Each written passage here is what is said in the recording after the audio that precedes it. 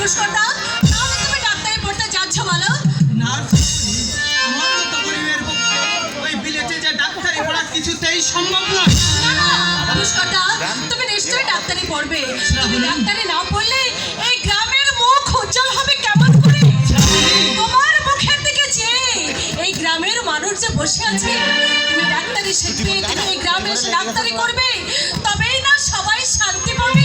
শ্রাবণী, আমার দাদা গরিব, আমার মা ওই বড় লোকদের বাড়িতে ঝিয়ের কাজ করে আমাকে লেখাপড়া শিখিয়েছে, তাই ডাক্তারি পড়া আমার পক্ষে কিছুতেই সম্ভব নয়।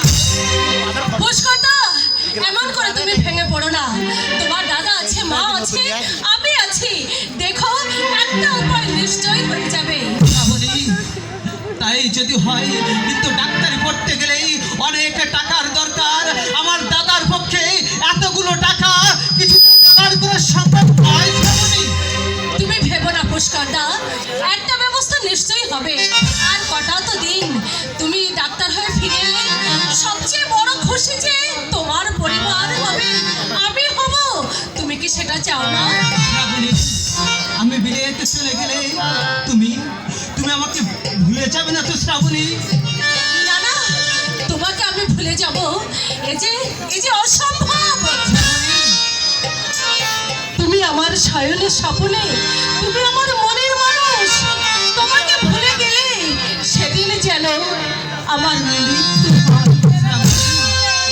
তুমি আমার মনের মানুষ, বুকেরই ভিতর।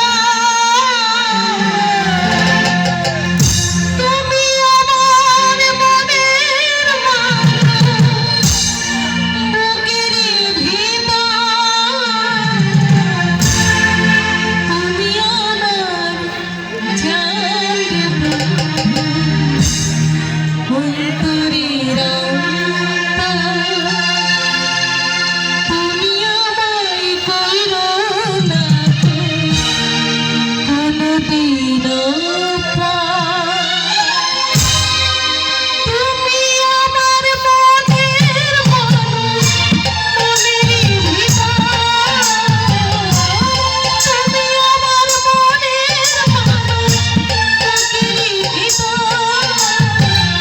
তুমি আমার জান বন্ধু, অন্তরের অন্তর।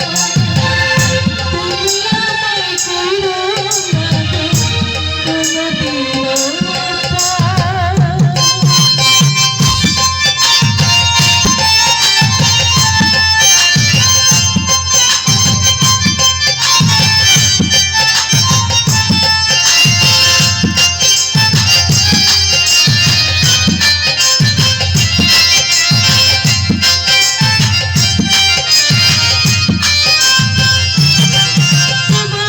এক নজর না দেখলে আমার মনে যেন পড়ে। করে দেখলে তোমার কৃষ্ণই আরো বাড়ে।